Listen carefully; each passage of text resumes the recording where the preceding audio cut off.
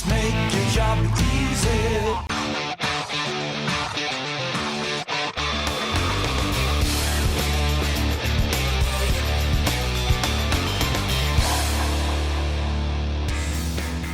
After months of pining for the 2020 AFL season to recommence, Eagles fans didn't exactly love what round 2 dished up as the Gold Coast Suns snap a 19-game losing streak to register a stunning 44-point upset victory. Welcome to this week's episode of Eagle Review, of course proudly sponsored by Kennards Hire. Shop in store or online, most expansive hired gear out there, kennards.com.au. Tyson Beattie somehow rejoins me again, and I would have thought debuting and getting us booted off the air for 3 months would have been cause for exit. Well, Stephen, there has been a long time between drinks for Eagle Review, but it wasn't the one we thought we were going to deliver today. A hugely disappointing loss for the Eagles. In fact, the last time West Coast lost to a reigning wooden spooner was Essendon back in round 9 2017. It's only happened twice or so over the last 15 years, so it doesn't happen too often. One of the biggest upsets, you'd say, in club history. But for Gold Coast, Stephen, probably one of their most significant wins in their history. Hard to argue with that, TB. Their first win since round 4 of 2019. It was getting quite dry out there for them. And you've got to say the Eagles, barring Hutchings, who's on the injury list, they're pretty close to full strength. So a very surprising result, no doubt. The start of the game saw West Coast really get on top with their field position. It was 16 inside 50s to 6, but they still trailed at that quarter-time break. They weren't able to get bang for their buck, and I dare say the 10 forward-half turnovers and your inaccuracy in front of goal really kept that. They fell behind in the second quarter. We'll touch on that a little later. But the second half was just stuff nightmares were made from. Well, Stephen, it was kind of like watching an episode of The Tiger King. Things just go from bad to worse. Oh, a bit like the show. Pretty much. But if you look at it, Gold Coast 5 goals to 1 in that third term, a 26-point lead heading into the fourth quarter. It just didn't seem like a comeback was on the cards, did it? Not at all. And I think you put that down to their immense pressure that they were able to showcase the Suns. It was very un-Gold Coast-like from what we've seen in the past 2 or 3 seasons. Yeah, and smashed in contested ball and uncontested possession. 37 more uncontested possessions. We normally dominate that statistic. But both sides had pretty similar disposal efficiency. The Suns slightly higher, 10% going inside forward 50. More accurate in front of goals as well. That's a brutal combination. A huge leveller, Stephen, because we've got Brisbane next. I know. Simo did say it was a combination between a lot of things. Your sloppy free kicks, unable to win your one-on-ones, which they do pride themselves on. This team, too fumbly in the conditions, and you can't blame the conditions when the other team have the same pill, that's for sure.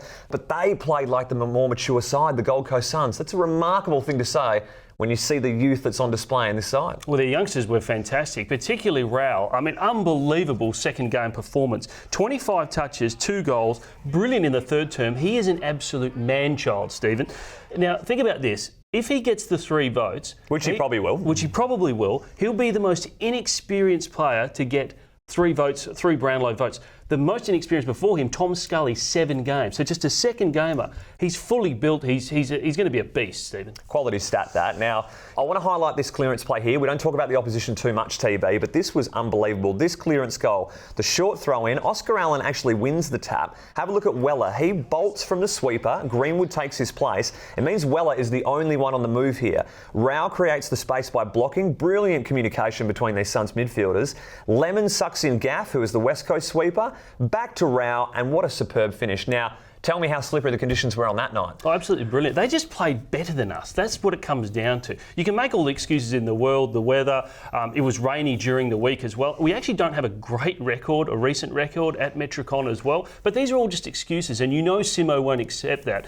He will be relying on his senior leaders to get us through this week and get back on track. We saw Oscar Allen play the role as backup ruckman, unlike round 1 where it was Tom Hickey playing that position. Now have a look at this. When we kicked the 3 goals in a row in that second term, Oscar Allen having a hand in all 3.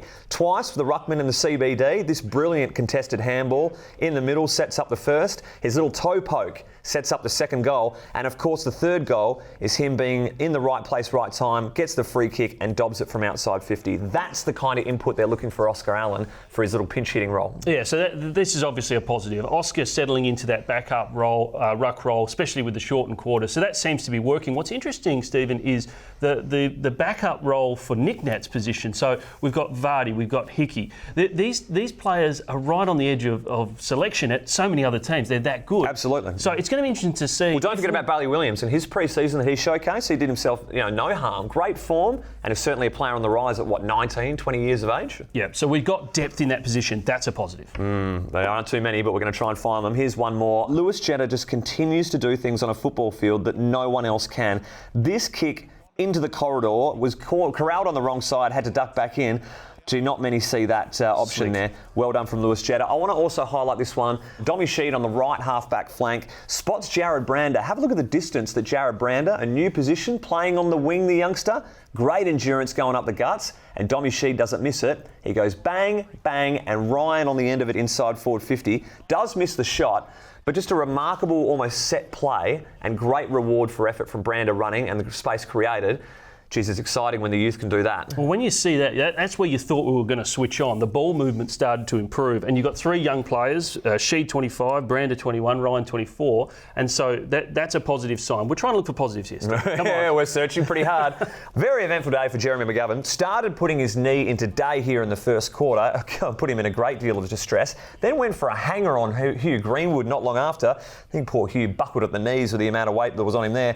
But then the Sexton incident happened and things kicked off from there. Yes, this is a major talking point. So obviously here, Sexton clips McGovern on the boundary. He chases after him. Now he throws him into the fence. No suspension for this, just a fine issued. Now, West Coast fans probably would have been worrying when you look back at this incident from 2019. He throws Matt Guelphy into the fence a year ago. Not great either. But what we didn't realise after the game was that he has been charged for striking Sexton directly after being clipped and before throwing him into the fence. So this has been graded as a 1 week striking charge, and we know this morning that they are actually going to appeal this to the club. We're going to try and go to the tribunal and get McGovern off that striking charge. Well, not that we're experts on the subject, Tyson, but I dare say the club will argue insufficient force from that Gov hit or push to the face. So watch this space. Certainly need the big fella out there on the weekend against Brisbane. Clutch game. Absolutely. Fingers crossed he gets off and we get him back for Brisbane. Tell me about it. It's time for Kennard's Roast of the Round, and I know we're not going to get too harsh on the players, but there certainly are a few funny ones this week. Let's go straight into Archie. Can take a hang of this bloke, but I think he was jumping in the wrong park to try and get a hold of that pack. We'll go to the second one, first quarter. Suns, no advantage paid. Well, I think he played on and had a shot, and by the letter of the law, that is advantage, and they called it back. Can't blame that one on the crowd noise, can you? Lukosius, this is a great young player, but how about this Falcon, Gov, with a light redirection here? Oh, good assist there from Governor. Very nice. Now, Jack Redden, has he grown a fair bit of hair since the last time he touched the footy, or has the Fox graphics crew had a nightmare with this one? Everyone's trying to dust the cobwebs out, Matt. Even that is Liam Duggan, isn't it? Oh, I think Sorry, so. just checking. Joe Dirt, Liam Duggan. Let's go over to Wits. This is one of the best goal assist shanks you'll ever come across, but when McPherson is able to pick it up, give to Greenwood and he goals, that really summed up the day. Good on you, Witsy.